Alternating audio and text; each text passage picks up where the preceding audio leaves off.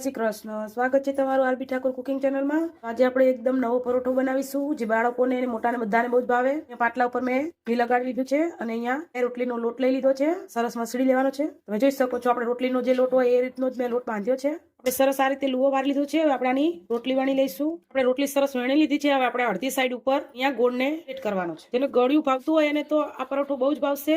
એમાં નાના બાળકો હોય એને તમે આપો તો હેલ્થ માટે પણ બહુ સારું હોય છે અને શરદી ઉધરસ કે એવું કંઈ પણ થયું હોય પણ મટી જાય છે. અહીંયા આપણે થોડું ઘી નાખીશું. સરસ આ રીતે બધું મિક્સ કરી લેવાનું છે.